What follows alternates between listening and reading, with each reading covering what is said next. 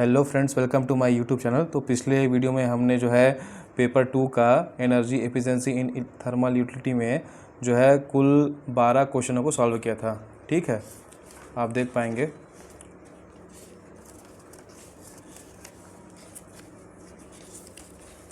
ये देखिए, मैंने वही क्वेश्चन पेपर सेट लिया है जिसमें मैंने क्वेश्चन नंबर 12वां जो है लास्ट में करवाया था और ये उसका फिगर भी बनाया था। ठीक है, सॉल्यूशन के लिए।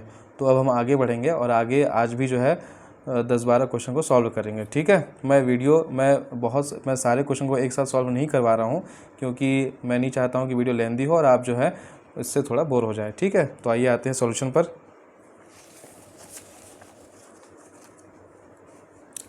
तो हमारा क्वेश्चन जो है क्वेश्चन नंबर 13 से स्टार्ट करेंगे। ठीक है, 13 नंबर क्वेश्चन क्या है? Which of the component is common to super critical boiler and sub critical boiler for power generation. तो कोई भी बॉयलर हो, दोनों में क्रिटिकल लगा है, दोनों सेम टाइप का रहेगा, दोनों में सेम टाइप के लगभग फंक्शन होंगे। तो इसमें इकोनोमाइज़र, वाटर वॉल्स, रीहीटर सारे जो है रहेंगे। तो ऑल ऑफ द अबव। ठीक है, ओके। अब आते हैं नेक्स्ट क्वेश्चन पर। Which fuel among the following needs temperature control during storage.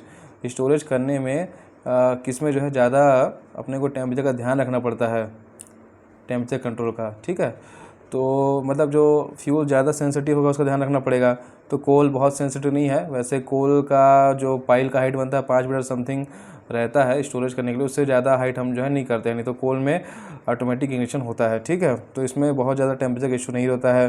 ठीक है, डीजल ऑयल हम जानते हैं कि डीजल को जलने के लिए बहुत हाई टेम्परेचर चाहिए। ठीक है, तो डीजल तो हो ही नहीं सकता ऑप्शन में। कैरोसिन जो नॉर्मली घर में यूज़ करते हैं उसे भी हम जानते हैं कि हम तो घर में ही स्टोर कर लेते हैं और इसको जलने में भी थोड़ा सा नॉर्मल टेम्परेचर ही चाहिए। ठीक है, बट फर्नेस ऑयल ऐसा ऑयल होता है जिसमें जो फ्यूल तो है बट ये कम टेम्परेचर पे भी इग्नाइट होने का इसमें बहुत चांस रहता है। ठीक है, तो सबसे ज़्यादा टेम्परेचर सेंसिटिव जो है वो है फर्नेस ऑयल। ठीक है, तो इस फ्यूल का तो इस क्वेश्चन का जो आंसर होगा वो फर्नेस ऑयल होगा। ठीक है, चलिए नेक्स्ट क्वेश्चन क्या है? What happens when the float in a float trap develops a puncture. मतलब जो स्टीम का कंडेंसेट होता है उसके लिए क्या होता है, स्टीम से कंडेंसेट रिमूव करने के लिए फ्लोट ट्रैप लगा रहता है, स्टीम फ्लोट ट्रैप जिसे बोलते हैं। ठीक है, तो इसमें ये पूछा है कि अगर उस फ्लोट ट्रैप में, स्टीम फ्लोट ट्रैप में अगर उसकी बॉडी में पंचर हो जाए तो क्या होगा। तो जाहिर सी बात है, अगर स्टीम ट्रैप की बॉडी में अगर पंचर हो जाता है तो उसमें जितना भी स्टीम भरा होगा नीचे साइड में, वो स्टीम जो है नीचे की ओर गिरने लगेगा, लीकेज होने लगेगा। ठीक है, तो उससे क्या होगा, तो वाल्व जो ओपन हो जाता है वो ओपन होना बंद हो जाएगा क्योंकि जो कंडेंसेट होता है उसकी वजह से उसमें फ्लोट लगा रहता है। ठीक है, ये फ्लोट होता है, बॉल होता है, ये कंडेंसेट होता है। ठीक है, तो ये कंडेंसेट जैसे से जो है लेवल आते जाता है वैसे वैसे जो बॉल है ऊपर उठते जाता है और जो वाल्व है वो ओपन होता है। ठीक है, जब वाल्व ओपन होता है तो जो कंडेंसेट रहता है वो बाहर नीचे गिर जाता है। ठीक है, मतलब हट जाता है जो ट्रैप वाल्व होता है उससे। ठीक है, तो अगर इस बॉडी में पंचर हो गया तो जो कंडेंसेट इकट्ठा हुआ है पानी के फॉर्म में ये लीकेज हो जाएगा। जब लीकेज हो जाएगा तो ये जो फ्लोट है ये ऊपर ही नहीं आएगा, जब ऊपर नहीं आएगा तो ये वाल्व ओपन नहीं हो पाएगा। ठीक है, तो ये इसका आंसर है फेल्स टू ओपन। ओके, चलिए। Transfer of heat without a conveying medium is possible with conduction, radiation, convection, none of the above. ठीक है, तो हीट जो है ट्रांसफ़र कैसा कैसा होता है। देखो, कंडक्शन में क्या होता है कि इसमें टच होता है। अगर एक गर्म लोहा है दूसरे गर्म लोहा के संपर्क में जब हम लाएंगे तो वो भी ऑटोमेटिक गर्म हो जाएगा। तो ये जो हीट का जो क्या बोलते हैं ट्रांसफ़र है ना, टच करने से और कांटेक्ट में लाने से, उसे हम कहेंगे कंडक्शन। ठीक है, रेडिएशन क्या होता है? रेडिएशन जैसे सूर्य का प्रकाश धरती तक आ रहा है और गर्म कर रहा है, तो इसके लिए सूर्य और धरती के बीच में तो अंतरिक्ष है, मतलब कोई मीडियम नहीं है, तो ऑटोमेटिक धरती गर्म हो रही है। तो उसे हम क्या बोलेंगे, जिसमें कोई मीडियम नहीं लगता है गर्म करने के लिए, उसे हम कहेंगे रेडिएशन। ठीक है, कोई मीडियम नहीं चाहिए गर्म करने के लिए, डायरेक्ट गर्म हो जाता है। ठीक है, तो इसका आंसर यही होगा क्योंकि इसमें पूछा है कि ऐसा क्या है जिसमें कन्वेइंग मीडियम नहीं चाहिए तो गर्म होने के लिए, तो वो है रेडिएशन। ठीक है, ओके, चलिए। और क्या है? कन्वेक्शन। कन्वेक्शन क्या होता है? जितने भी तरह के फ्लूइड्स होते हैं, तरल होते हैं, जो उनमें हीट ट्रांसफ़र होता है वो कन्वेक्शन के थ्रू होता है। जो गर्म रहता है, गर्म धाराएं वो ऊपर की ओर उठती हैं। ठीक है, और जो ऊपर की धाराएं वो नीचे की ओर आ जाती हैं। ठीक है, जैसे कि जो एयर होता है है ना। गर्मी के दिन में हवाएं क्यों चलती हैं, क्योंकि नीचे की जो गर्म हवा है ऊपर उठती है हल्की होकर के, और ऊपर की जो ठंडी हवा नीचे आ जाती है। तो इस तरीके से धाराएं चलती हैं, जिसे हम जो बोलते हैं, जिसे हम कन्वेक्शन बोलते हैं। सेम चीज़ पानी में भी होता है, ठीक है। तो ये होता है। एक और होता है जिसे इंडक्शन बोलते हैं।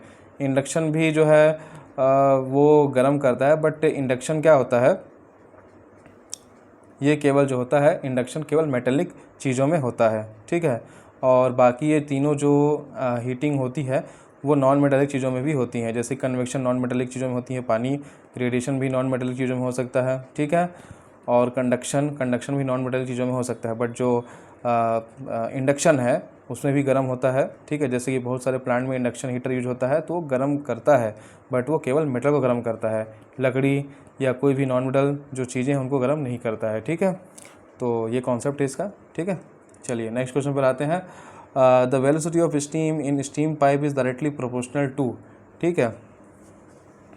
इसका आंसर हो जाएगा स्पेसिफिक वॉल्यूम ऑफ स्टीम। इसमें मैं बहुत ज़्यादा डील नहीं करूँगा, या आप कॉन्सेप्चुअली आप समझ सकते हैं, ठीक है, क्योंकि बहुत ज़्यादा अगर मैं आपको लंबा बताऊँगा तो थोड़ा लेंदी हो जाएगा, ठीक है।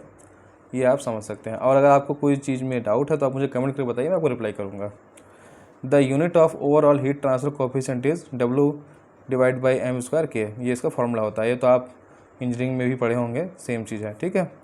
The thermal resistance of an insulation, ठीक है, thermal resistance of an insulation. तो थर्मल रेजिस्टेंस का फॉर्मूला क्या होता है, इसका फॉर्मूला होता है, आप याद रख लीजिए, TK/K,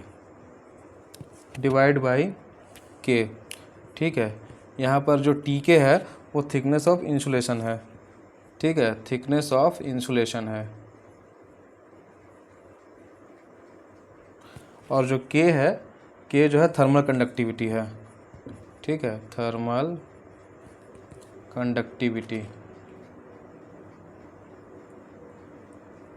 ठीक है।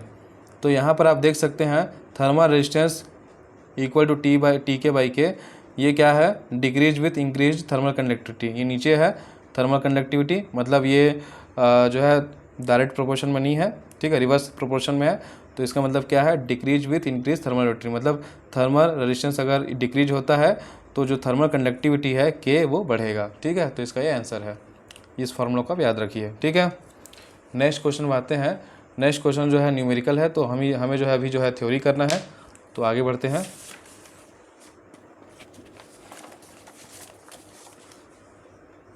ओके, नेक्स्ट क्वेश्चन है क्वेश्चन नंबर 21।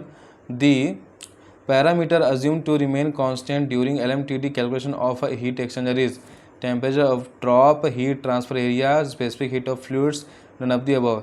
LMTD जो है उसमें जब कैलकुलेट करते हैं हीट एक्सचेंजर में तो क्या चीज़ कांस्टेंट रहता है, तो जाहिर सी बात है उसमें जो कूलिंग मटेरियल है या हीटिंग मटेरियल है वो कांस्टेंट रहेगा। इसका मतलब ये है कि उसका स्पेसिफिक हीट भी कांस्टेंट रहेगा, ठीक है। तो स्पेसिफिक हीट ऑफ फ्लूइड्स इसका आंसर हो जाएगा, ठीक है। टेम्परेचर ड्रॉप नहीं हो सकता, टेम्परेचर ड्रॉप जो है इसे हम वेरिएबल मान के चलेंगे, क्योंकि वो सिस्टम का पार्ट है। हीट ट्रांसफ़र भी जो फिन्स के लगे रहते हैं वो वेरिएबल साइज़ के लगे रह सकते हैं, ट्रेपोज़ाइड, ट्रायंगल जाए या जो भी साइज़ का हो, ठीक है। तो इसे भी हम लेके नहीं चलेंगे, बट जो मीडियम यूज़ हो रहा है, जो फ्लूइड यूज हो रहा है वो तो सेम ही रहेगा, एक ही तरह का रहेगा। तो यहाँ पे उसका जो स्पेसिफिक हीट है वो एक ही यूनिट होगा, मतलब वो कांस्टेंट रहेगा, ठीक है। तो इसका आंसर हो जाएगा स्पेसिफिक हीट ऑफ फ्लूइड्स, ठीक। चलिए नेक्स्ट क्वेश्चन क्या है। The material use to control sox in the FBC boiler is, ठीक है। जब कोयला जलाते हैं, चाहे किल्न में हो, चाहे बॉयलर में हो, या किसी भी फर्नेस में हो, तो उसमें क्या होता है, सॉक्स निकलता है। सॉक्स मतलब SO2 SO3 जो भी, ठीक है, मतलब सल्फर के ऑक्साइड्स, ठीक है। तो उसे कंट्रोल करने के लिए क्या यूज़ होता है, लाइमस्टोन यूज़ होता है, ठीक है। लाइमस्टोन क्या होता है, जब लाइमस्टोन बनता है, मतलब CaCO3, इसे हम लाइमस्टोन कहेंगे, कैल्शियम कार्बोनेट को। तो जब लाइमस्टोन जब हीटअप होता है तो CaO + CO2 में दो भाग में टूटता है, ठीक है। उसके बाद फिर क्या होता है, जो CaO रहता है, कैल्शियम ऑक्साइड, वो सल्फ़र के ऑक्साइड मतलब सॉक्स से रिएक्शन करता है, जिसमें ऑक्सीजन भी रहता है, मतलब CO2 है, और मान लीजिए यहाँ पर सल्फर डाइऑक्साइड है SO2, तो CO2 + SO2 और ऑक्सीजन की उपस्थिति प्लस मतलब O2 मान लीजिए, ऑक्सीजन की उपस्थिति में ये तीनों आपस में क्रिया करके CaSO4 कैल्शियम सल्फेट जनरेट करते हैं, ठीक है। तो जो सॉक्स होता है वो पूरी तरीके से डिसल्फाइड हो जाता है, मतलब सल्फ़र वहाँ से जो हानिकारक गैस बन रहा है वो हट जाता है, ठीक है, और जो हमारा इन्वायरमेंट है वो सेफ़ हो जाता है। तो इसीलिए जो है इसमें सॉक्स को नलीफाई करने के लिए लाइमस्टोन मिलाया जाता है, ठीक है। तो ये हो गया इसका सॉल्यूशन, ठीक है। अब आते हैं नेक्स्ट क्वेश्चन पे। The heat loss in a furnace depends on emissivity of walls, conductivity of reflectivity, wall thickness, all of the above. तो इसका आंसर है ऑल ऑफ द अबव, ठीक है। आप क्वेश्चन में समझ सकते हैं, ठीक है। अब क्वेश्चन नंबर 24 क्या है? The chemical use to prevent oxidation of in boiler feed water is. इसके आंसर है सोडियम सल्फाइड। इसको आप सीधा याद रखिए, जब भी फीड वाटर में बॉयलर के ऑक्सीडेशन को प्रिवेंट करना है तो उसके लिए यूज़ होता है सोडियम सल्फाइड। ये आपको याद रखना है, ये कॉन्सेप्ट नहीं है, ठीक है। चलिए नेक्स्ट क्वेश्चन पर आते हैं। The best time for intermittent blow down in a boiler. Intermediate blow down को शॉर्ट फॉर्म में IBD भी कहते हैं, और एक ब्लो डाउन और होता है CBD यानी कि कंटिन्यूस ब्लो डाउन, ठीक है। ये दो होते हैं, तो आपको ये पता होना चाहिए, ठीक है। तो दोनों के बारे में थोड़ा सा बता दूं। जो CBD होता है कंटिन्यूस ब्लो डाउन, वो क्या होता है, जो जितने भी TDS टोटल डिजॉल्व सॉल्ट्स होता है जो बॉयलर में, उसे निकालने के लिए CBD किया जाता है। IBD भी करते हैं, बट IBD क्या रहता है, ये रुक रुक कर किया जाता है और बहुत ही मतलब शॉर्ट पीरियड ऑफ टाइम के लिए IBD जो है करते हैं। और IBD क्या होता है, शॉर्ट पीरियड ऑफ टाइम के लिए तो होता ही है, साथ में ये लो लोड अंडर फुल प्रेशर का ये प्रोसेस है, ठीक है। ओके, और एक चीज़ और है कि जो CBD है वो मतलब कंटिन्यूस ब्लो डाउन, वो जो है ऑटोमेटिक प्रोसेस है, और जो IBD होता है इंटरमीडिएट ब्लो डाउन, वो जो होता है मैनुअल प्रोसेस होता है, ठीक है। तो IBD मैंने क्या बताया आपको, short period of time, low load और अंडर फुल प्रेशर, ठीक है। तो इसमें क्या हो जाएगा, ऑप्शन बी, लो लोड अंडर फुल प्रेशर, ठीक है। IBD के लिए इसका ये वाला ऑप्शन सही है, ठीक है। तो ये थोड़ा सा कॉन्सेप्ट था इसका। चलिए अब नेक्स्ट क्वेश्चन पर आते हैं। क्वेश्चन नंबर 26 तो न्यूमेरिकल है, इसे जो है नहीं करना है, हम जो है थ्योरी अभी सॉल्व कर रहे हैं, ठीक है। तो थ्योरी पे ही रहेंगे। अच्छा, question number 27, scale losses in reheating furnace will increase with excess air, decrease with excess air, have no relation with excess air, increase with CO in combustion gases, ठीक है। स्केल लॉसेस क्या होता है, reheating furnace, जो furnace का जो wall होता है जब रीहीट करते हैं तो बहुत गर्म होता है, ठीक है। तो जब उसके साथ में एयर मिलता है तो एयर में बहुत सारे एयर में क्या होता है, ऑक्सीजन होता है, ठीक है। ऑक्सीजन है, प्लस ये जो सरफेस वो हीट भी है, तो उसमें क्या होता है, ऑक्सीजन जो है सरफेस के एलिमेंट के साथ में ऑक्साइड्स बनाता है। जब ये ऑक्साइड बनाएगा तो क्या करेगा, इसका जो सरफेस है उसमें एक स्केल के फॉर्मेशन के रूप में जो ऑक्साइड है वो बाहर निकलेगा, ठीक है। तो इस तरीके से हम कह सकते हैं कि जो एक्सेस एयर होता है वो ऑक्साइड इस फर्नेस की वॉल के साथ बनाएगा, और ऑक्साइड के फॉर्म में स्केलिंग लॉसेस जो है उसमें होगा, ठीक है। एक्सेस एयर नहीं रहेगा तो कोई इसमें क्या बोलते हैं, स्केल लॉसेस नहीं होंगे, ठीक है। तो ऑप्शन बी नहीं हो सकता है। Have no relation with excess air, तो रिलेशन तो है एक्सेस एयर के साथ, तो ये ऑप्शन सी भी नहीं हो सकता है। Increase with CO in combustion, इसका कोई मतलब नहीं है, ठीक है। तो इसका सही ऑप्शन क्या हो जाएगा, इंक्रीज विथ एक्सेस एयर, ठीक है। आप समझ गए ना, इसमें एक्सेस एयर में ऑक्सीजन होता है, ऑक्सीजन जो होता है हीटअप जो सरफेस रहता है उसके साथ मिल करके ऑक्साइड्स बनाता है और स्केल प्रोड्यूस करता है, ठीक है, जिसे हम स्केल लॉसेस कहेंगे, ठीक है। Removal of condensate from main steam line is done to prevent steam logging, air logging, water hammer, all of the above. आप सिंपल सी चीज़ों को मतलब क्वेश्चन को देख के समझ सकते हैं। रिमूवल ऑफ कंडेंसेट, कंडेंसेट का मतलब क्या होता है, पानी, वाटर, ठीक है। तो पानी वाटर मतलब क्या हो जाएगा, इसमें स्टीम है ये तो हो नहीं सकता, एयर है ये भी नहीं सकता, मतलब वाटर है, मतलब इसका आंसर वाटर वाला ही होगा, ठीक है। जो कंडेंसेट होता है वो स्टीम लाइन में जमा होता है, जमा होता है तो क्या होता है, वो वाटर हैमर का इफेक्ट पैदा करता है, ठीक है। क्योंकि स्टीम तो वाटर इफेक्ट पैदा नहीं कर सकता है ना, क्योंकि स्टीम तो लॉक ही हो सकता है, तो ये ऑप्शन नहीं होगा। एयर लॉक ये तो हो ही नहीं सकता है। तो जब इस कंडेंसेट जब पानी बनता है तो पानी वाला हैमरिंग इफेक्ट ही पैदा करेगा, तो इसका सही आंसर क्या हो जाएगा, वाटर हैमर, ठीक है। तो आज के लिए बस इतना ही। अब जब नेक्स्ट वीडियो बनाएंगे तो उसमें बाकी आगे का सोल्यूशन जो है करेंगे, ठीक है। आई होप आपको मेरा वीडियो पसंद आया हो तो लाइक करें, सब्सक्राइब करें, शेयर करें, ठीक है। Thank you.